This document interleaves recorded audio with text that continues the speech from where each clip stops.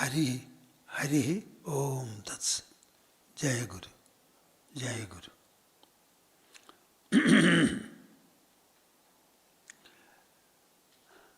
I may not talk as I have been talking for about 1 hour, 15 or 20 minutes. Today I would like to reduce the time to a certain extent. Let me see how much it will be necessary.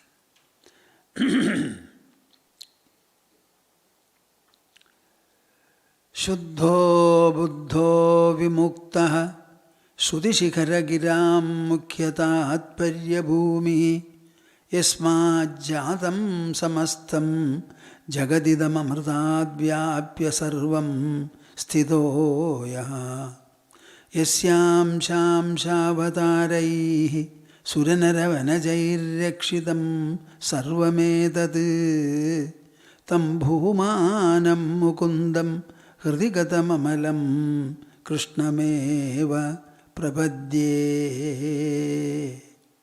tam bhumanam mukundam hridigatam amalam krishnameva prapadye madhya hridaya kashe sadanandamayo guru udetu satatam samyak swatmananda prabodhakaha. Hari, Hari, Hari, Om Tas. Jaya Guru. As usual, we shall have 3 times in chorus the recitation of Omkara. Set your mind in such a manner that this joint recitation will spread upon the whole of the earth, showering its benedictory vibrations on all creatures of the earth. Hari. Interlock your fingers and put them on your lap. Sit comfortably erect. Close your eyes. Open the mouth and the heart and join me.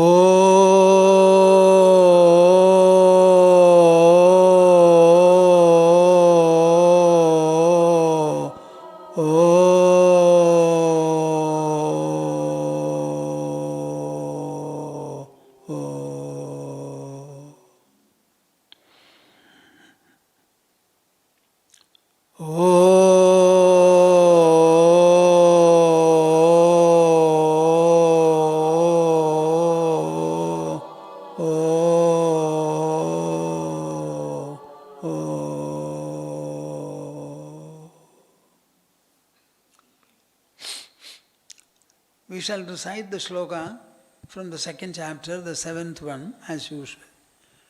Karpanya dosho bhagata swabhava. Karpanya dosho bhagata swabhava. Pritchami tvam dharma sammudha cheta. Dharma sammudha cheta. Yachreyasya nishchitam bruhi tanme. Nishchitam bruhi tanme. Shishyasteham shadhimam tvam prapannam.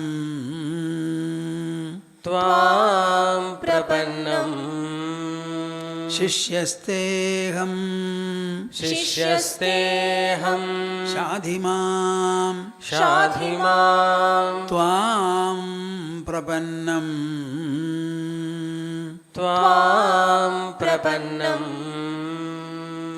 We ended up with verse number 30 of the 3rd chapter.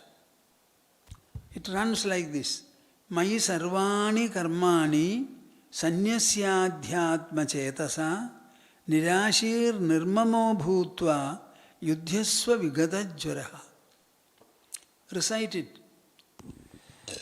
Mayi sarvani karmani Mahi sarvani karmani sanyasyadhyatma chetasa Sanyasyadhyatma chetasa nirashir nirmamo bhutva Nirashir nirmamo bhutva yudhyasva vigatajvaraha Yudhyasva vigadajvaraha yudhyasva vigatajvaraha Yudhyasva vigadajvaraha yudhyasva vigatajvaraha. Yudhyasva vigadajvaraha.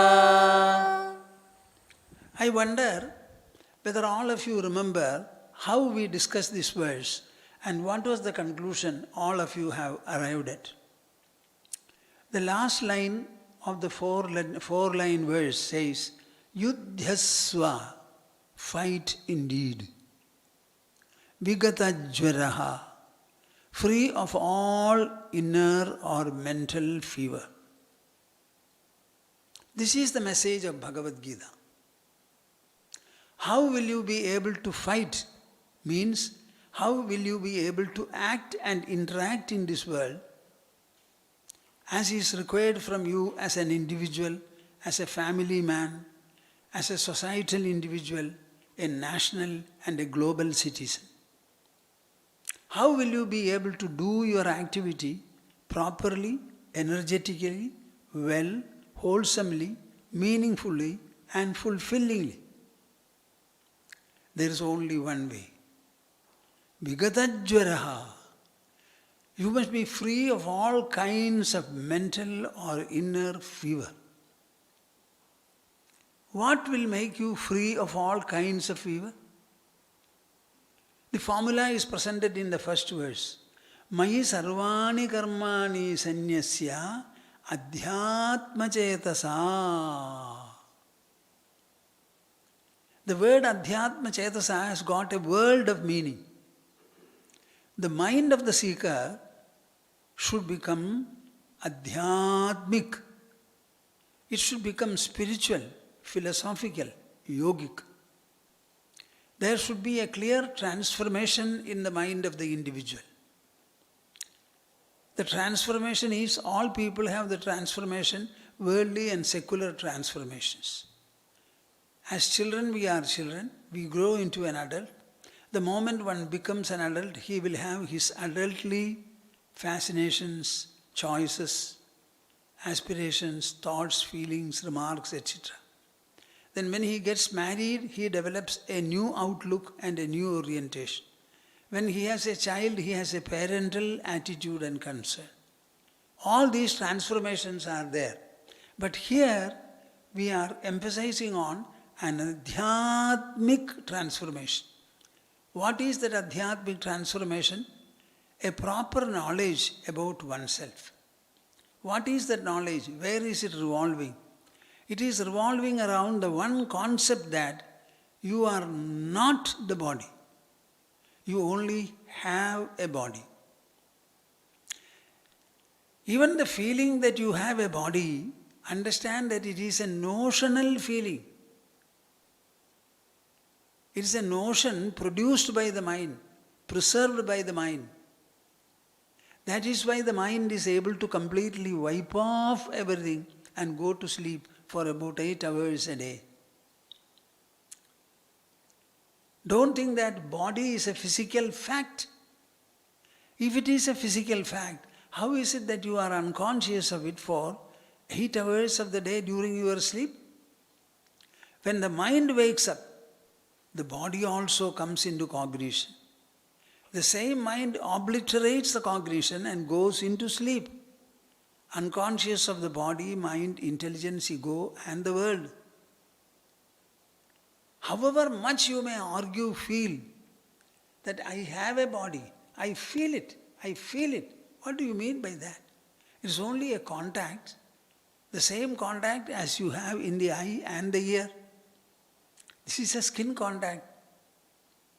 All these are sensory in character. Subsequent to any contact any sense has, the sense sends electrical pulses to the brain center. And the brain centers are interpreting the experience and knowledge about it. So tell me whether any experience is external bodily or all experiences are inner and mental.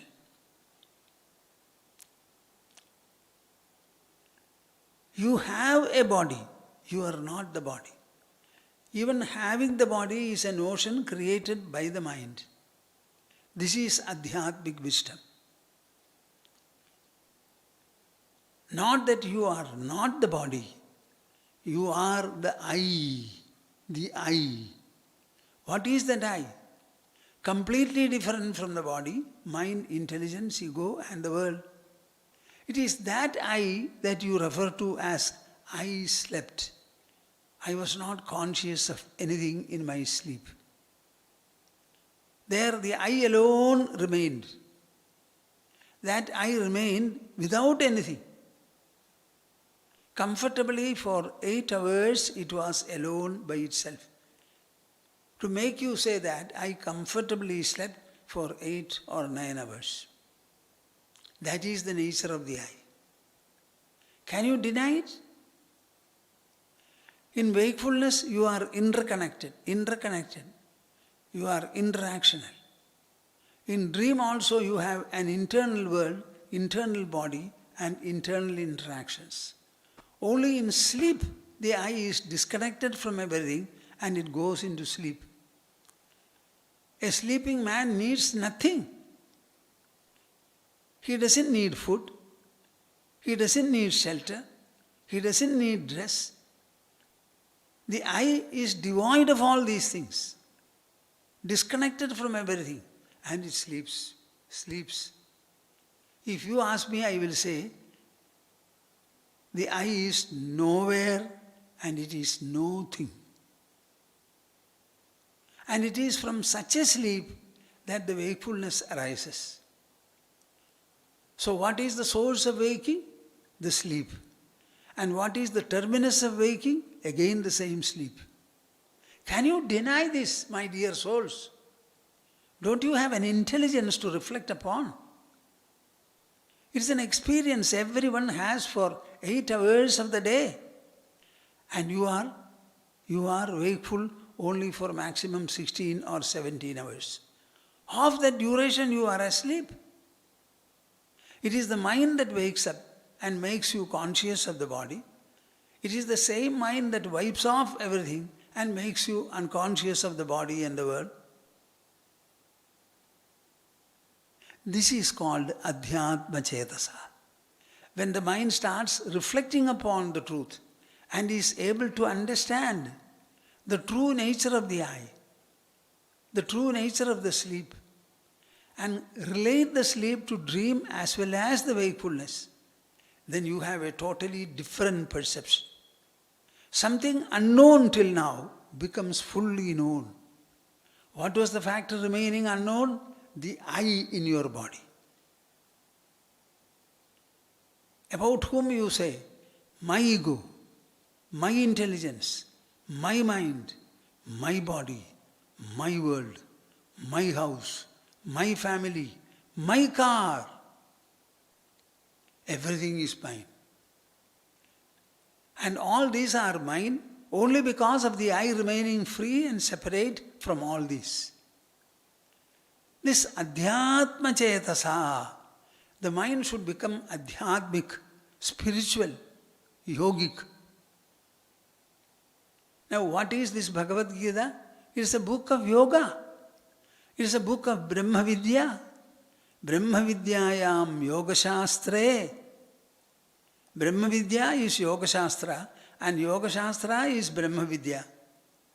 What is presented in Bhagavad Gita or offered in it, it is nothing but knowledge, knowledge, knowledge.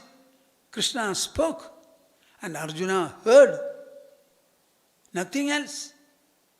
Krishna spoke and Arjuna heard. By absorbing the words of wisdom Krishna uttered, the mind of Arjuna started transforming.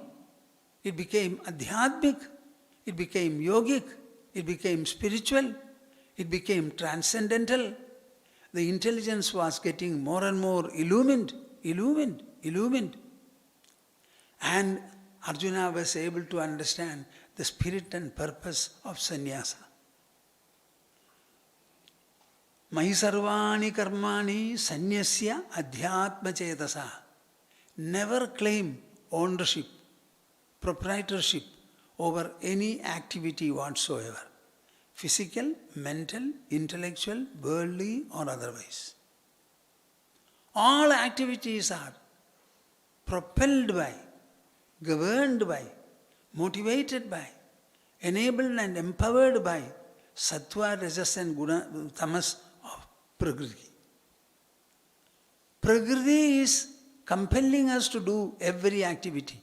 If Prakriti is at the background of every activity, how can you say, I saw, I am responsible for it? Which eye is responsible? These eyes, ears, or the mind, intelligence, etc.? Which eye are you referring to? I am seeing because I have eyes to see. I am hearing because I have ears to hear. I think because I have a mind to think. I understand because I have an intelligence to understand. I assert because I have an ego. All these are not my products. I have not designed them, manufactured them, preserved them. Anytime I may lose my memory, I may lose my mind. I may lose my vision also. So where is the ownership? It is a pseudo-ownership that you are having, claiming. So that claim should be dropped and the place should be allotted to the wonderful, mystic and incomprehensible Prakriti.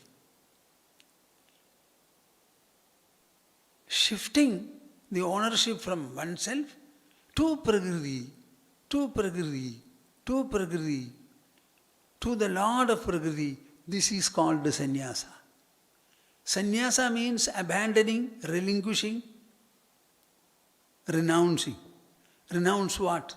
The ego that you have about all the activities and interactions that your senses and other agencies perform. Mayi sarvani karmani sannyasya. Abandon the sense of ownership completely and identify every activity with the Lord, the Supreme Lord. Everybody will say, or somebody will say, yes, I am doing like that. I am a nimitta matra. I am only an instrument. You can say that. You can say. But are you really the instrument? How to know? Yes, it can be known very well. Here is the test paper. Nirashihi nirmamo bhutva. If you are not the doer, where is the question of you are desiring something or the other for the sake of living and doing in this world? So the mind will drop all the desires. Nirashihi, you will become. Nirmamo. You will not have any sense of possessiveness about anything whatsoever. Even about the body, you don't possess the body. The body is possessed by air. The body is possessed by earth. I am sitting here and talking to you not because of my merit. It is because of the force of gravity of the earth.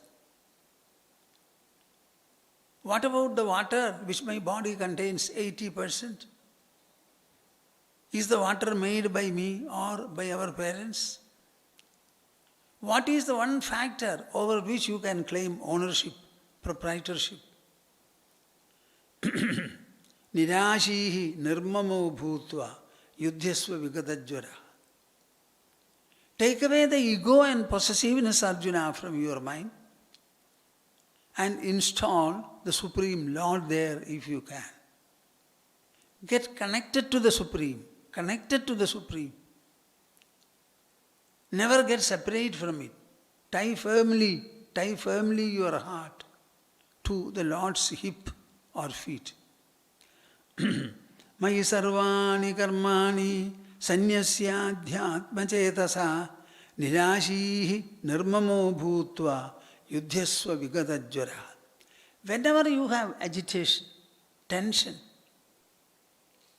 any kind of an affliction about activity and about interaction, understand that it is due to the lack of sannyasa, the lack of the necessary relinquishment which should be practiced by you.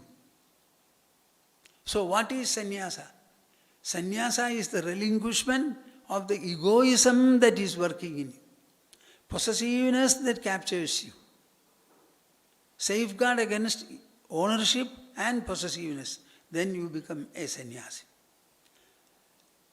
Swamiji, is there then no necessity to become a formal sannyasi? Certainly no necessity if you don't want it. But sannyasa is also a hallowed ashram, the fourth one, which everybody should lead himself to. Initially you are a student. When the study is complete, you become a professional, get married. As both have taken place, by the time the children grow up to the age of 25 or 26, certainly 30, entrust the household to them and you get out. That is the third stage. Is not everybody fit for it and everybody should do it? Yes. In the same manner, the fourth stage is called sannyasa. That is also meant for all. Oh, you have a few sannyasins and you look at them and call them sannyasins and escape yourself from the task of becoming one. What is this? Everywhere the stealth is playing. Stealth. You want another to be a sannyasi. You will recognize him also.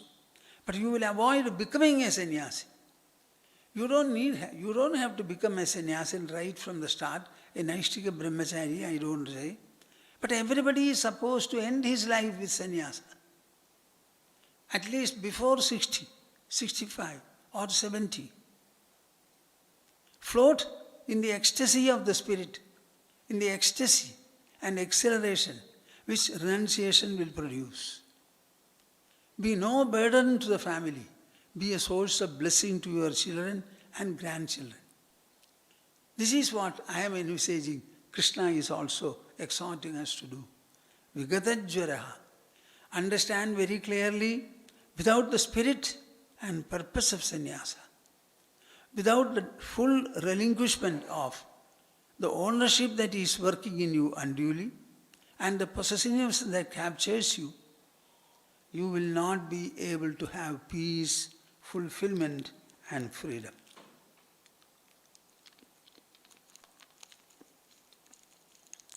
In fact, Sri Krishna is completing his proposition by answering Arjuna's question, which he raised at the end of the second chapter and the beginning of the third.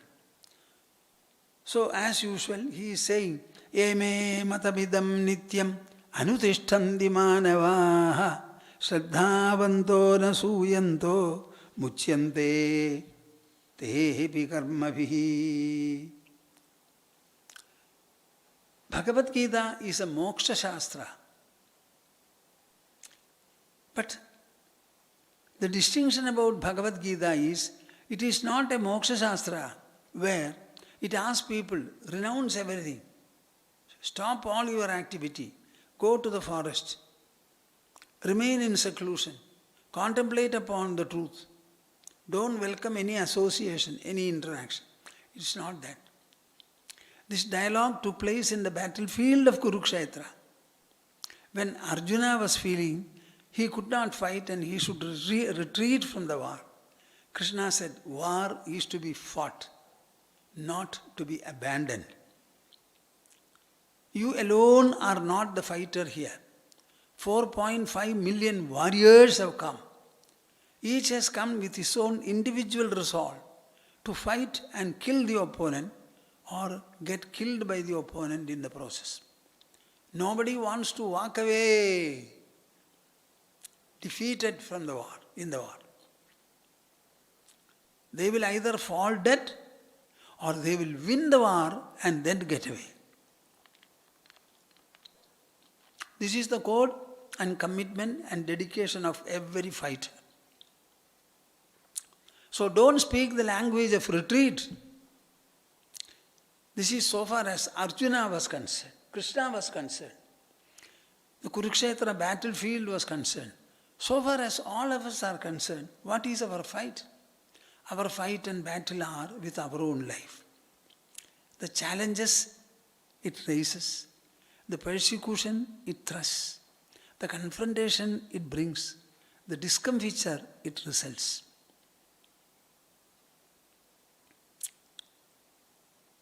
This is also a kind of a fight. You should not at any point of time say, oh, this is too much for me to bear. Too much for me to bear. Who asked you to do so much? There are only 24 hours of a day and 2 hands and 2 feet for you. Everybody can and everybody does do only which 24 hours and 2 hands and 2 legs will permit. But you are claiming too much. Was there any day when you worked for 26 hours? When you did not sleep?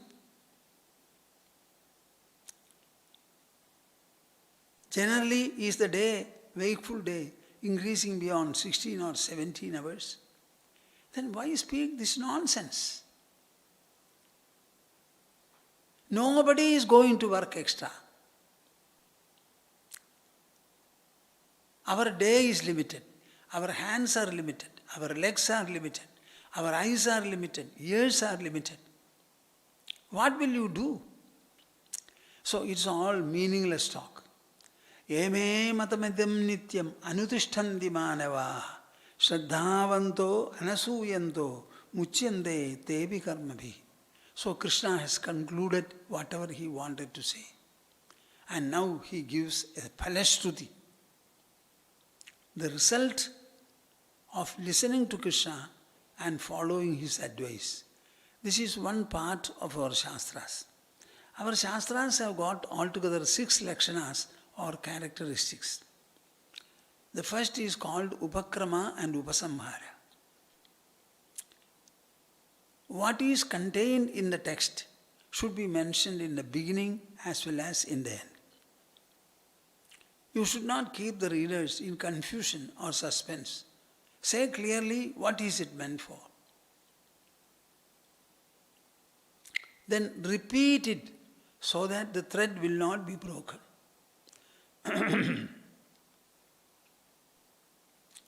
Whatever is presented should be presented in a rationally tenable manner. It is called upapatti. Avartana is repetition. If any Shastra has to be honored by people and exclusively taken to, then it must have something very unique about it. It is called apurvata. Then, in order that people will be attracted and allured to read it, you must resort to exaggeration whenever necessary. This exaggeration or eulogism is called arthavada. It should be enhanced. Suppose you saw a dog, somewhat 5 inches in height, less than 1 foot long. If you say like that, will anybody come to see it? But you say, here is a dog which is 4 feet high and 16 feet long. Then you will find the whole world will rush to see it. Don't ask and don't argue. Any book is written only to be read by people. So the writer should fulfill his purpose by presenting things, if necessary, taking recourse to exaggeration. And ultimately, he will have to say, what is the phalashruti? What is the benefit that you will get by reading the text and following it? So here is a phalashruti that Krishna is saying. Yeme matamidam nityam anutishthandi manavaha shraddhavanto anasuyanto muchyande tepi karmabhihi. This is a mata, an opinion. This is the yogic view, the yogic perception that I am presenting about human life, activity and interaction in it. What is the role of it? How to conduct the activity and interaction. I told you it is a moksha shastra. That moksha is attained in and through activity, in and through activity, in and through interaction. So he says, karma bhihi. It is Tritiya Vibhakti. By means of, through, by.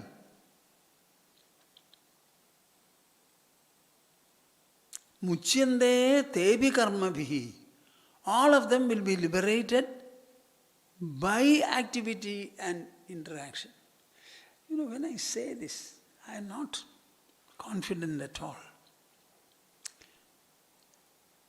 My listeners will not be able to absorb, will not be absorbing the meaning.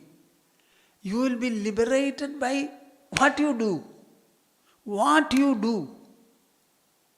Every day you are active. The activity can be interactional also. So through the interactions and through the activities of every day, if you do it in the manner in which Krishna has advised Arjuna, it will change the whole mind and perception of yours. That yoga buddhi will become part of your activity. Samatva will be implanted in your mind. You will become poised and equipoised. The mind will become even, harmonious, equal. Sukha and dukkha will not be differentiated. For getting sukha, you must have preceding dukkha. And after getting sukha, you must have succeeding dukkha. So every sukha is in between two dukkhas.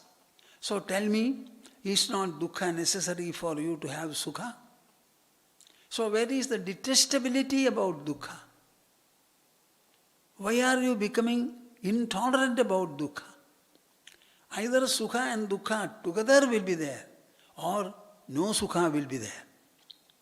So dukkha, if this is what is going to bring sukha for you, is not dukkha desirable, then why do you call it undesirable? This is Bhagavad Gita. This is yoga. The yoga part of it is in the perception, in the understanding, in the attitude, in the orientation that you have. No one will have this kind of an orientation except when he is processed through this battlefield dialogue. Processed through this battlefield dialogue. Yeme matamidam nityam anutishthandi manavaha. He is throwing open the entire gospel that he is delivering to the entire humanity, not only on earth. If there are human beings elsewhere who can understand, for them also it is available. Ye me matamidam nityam anutishthandi manavaha. Ye manavaha me idam matam nityam anutishthandi. All the human beings who are given to pursuing this wonderful principle, this wonderful yogic orientation and yogic buddhi, shraddhavanto anasuyanto, they must have ample assiduousness, application in whatever they do, and anasuyantaha, they must not be jealous or intolerant about anybody. This world is meant to host everything that you can think of. You will find all the conflicts and contradictions in this world. Everything from good, better and best to bad, worse and worst. Everything will be here. Nobody should feel, oh, this world is not complete. I miss X or Y. Naturally, it is a collection of dvandvas, a samahara of dvandvas. You should not be indifferent. You should not be jealous. Why did Krishna coax Arjuna to fight? Krishna did not coax. Arjuna came there to fight and asked Krishna to become his charioteer. Krishna did not say, I will become your charioteer. He said, I divide my resources into two. On the one side, I stand alone without wielding weapon. And on the other side, I give my whole Narayani Sena. Arjuna said, I want Krishna. Then Krishna asked him later, why did you choose me and not Narayani Sena? Arjuna smiled, perhaps for the first time before Krishna, and said, my dear Krishna, I had long-standing desire in me. You know, I am an illustrious fighter. I am given to fighting and winning.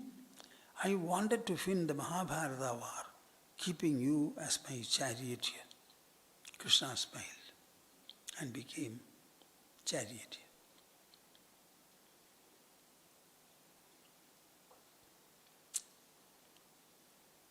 What do you say?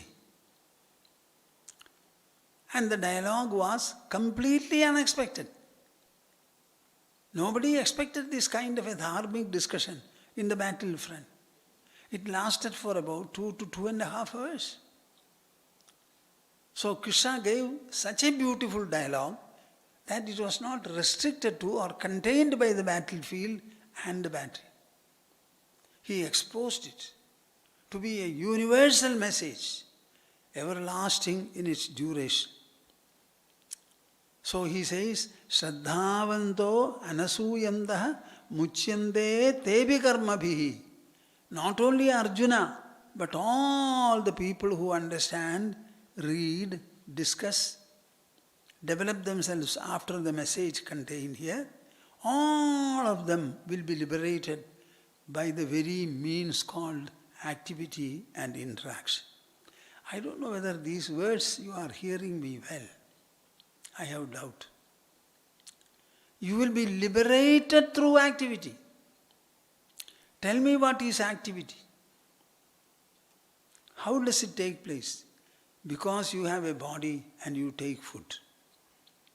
You feed the body, give it nourishment. Anything that goes into the system in the form of food and nourishment builds up energy. And the energy so built up will have to be utilized. And activity is the only means for it. So can you live in this world having your food and not being active? No, it's not possible. You feed a child and restrict the child from movement. What will happen? The child will go on fatter and fatter, becoming fatter and fatter. So understand it very clearly.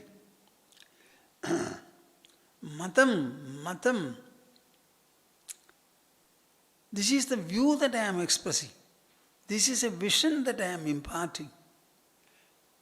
This is an attitudinal orientation, evaluational orientation, objectival orientation. This is an orientation. It has to be properly understood, absorbed and assiduously acted upon. What does Krishna mean by this? When Gita Dharma is followed, is there any need for any other? When somebody reads Gita and follows it why, where and how? Follows it in the wakeful hours, in the form of activity and interaction, which will be steeped in a new orientation. What is the orientation? I have already mentioned. Disclaim your ownership and disclaim your possessiveness.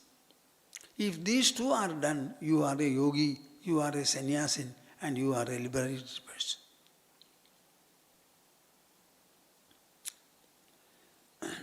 This is a full dharma by itself. All dharmas are meant to gain moksha. And this is the path Krishna advises in order to gain moksha.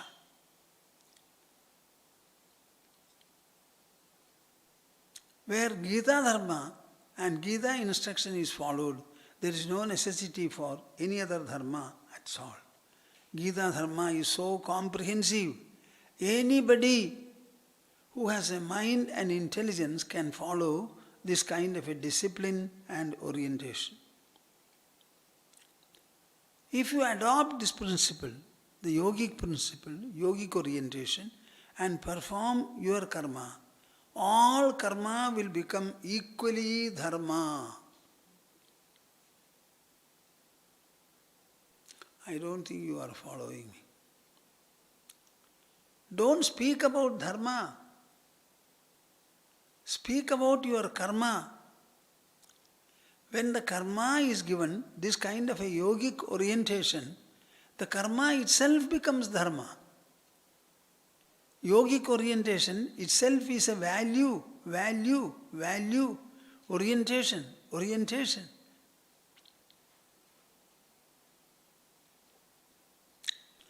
And what about dharma?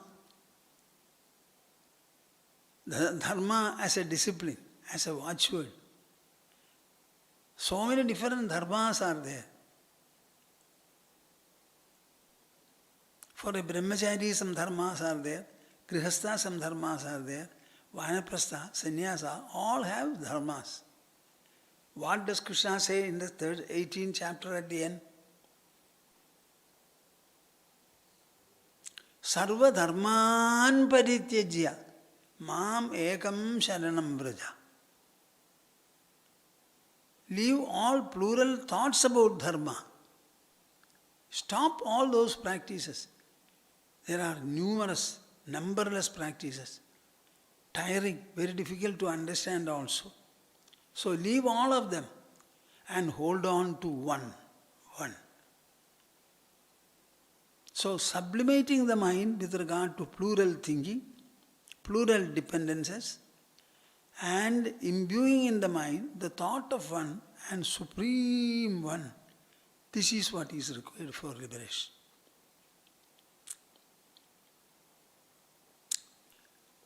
So the people who read Gita and follow Gita never ask about any other dharma for them. This Gita dharma is itself full, complete, comprehensive. It does not need any other dharma at all. Be sure of this.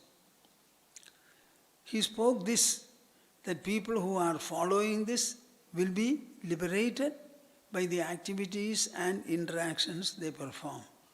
On the other hand, etvedadabhyasuyanto nanutishthandi me madam sarvajnana vimudham stan viddhi nashtan achetasaha. Etvedadabhyasuyanto nanutishthandi me madam, finding fault with me, doubting my ability, or whatever may be in your mind, anutishthandi me matam, whatever I say is not adhered to, followed with fervor and devotion. Those people who do not listen to this gospel and follow it, instead find fault with the gospel as well as me, you know what happens to them, what kind of people are there. Sarvajnana vimudhantan. They are completely deluded with regard to all the knowledge that they have gained. It is all confounding knowledge, deluding knowledge, bewildering knowledge, tormenting knowledge. Viddhi nashtan achetasaha. Due to lack of viveka, understand that they are lost.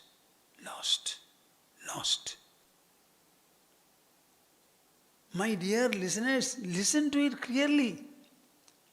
Those people who feel deluded, who are unable to follow, understand, adhere to what I say, understand that they are lost on all grounds. Their mind is useless, intelligence is useless. Nothing is useful in them. They are lost. What more do you want? He has said what is the result and benefit. He is also saying that if this is not followed, what will be the result? What will be the outcome? So sufficient threat is there. Warning is there.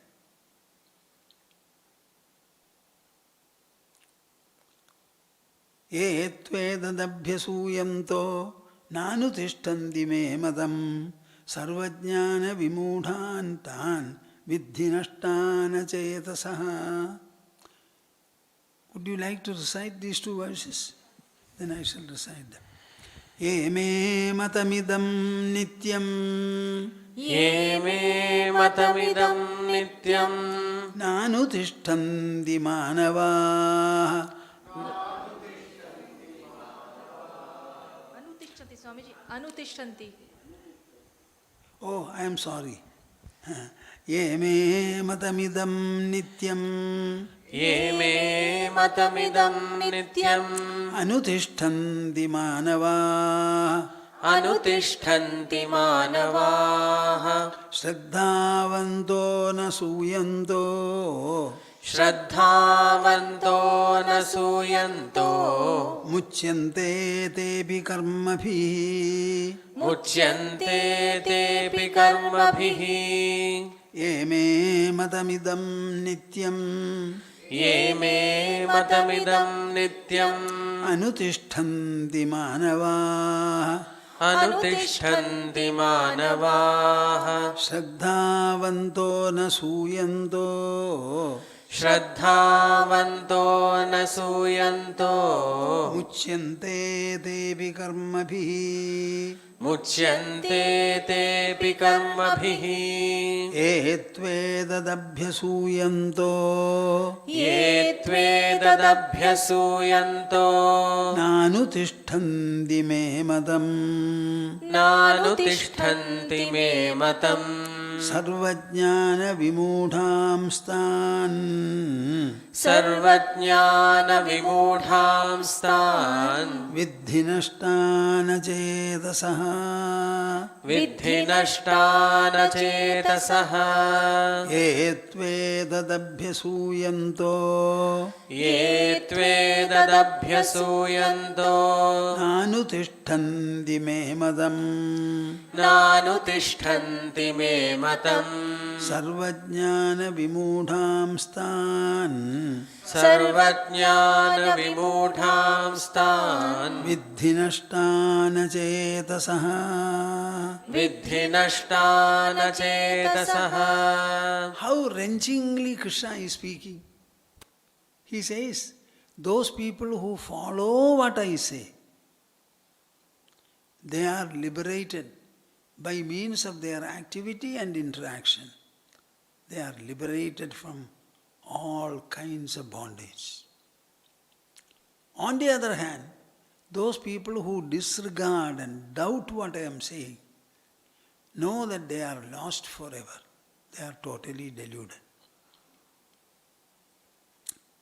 One is the benefit offered, and the other is the destruction that will follow if this is not followed. What a beautiful way of stating. After reading these slokas, do you have the freedom to doubt and reject it? No, you don't have. This is how good Shastras are always written. Today I will stop. I will not continue.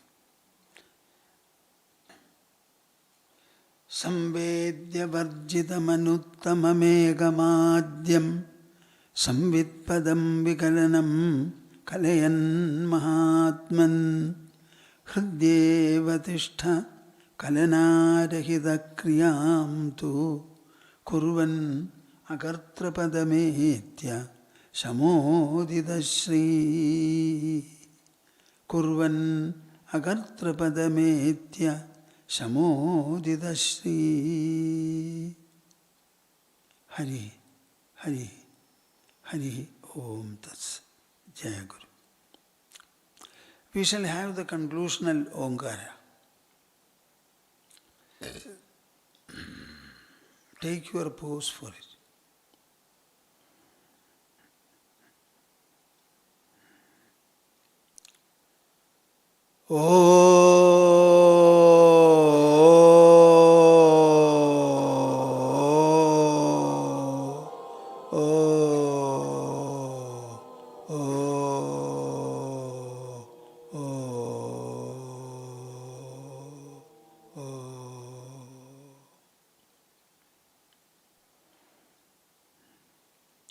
Harihi Om Tat Sat.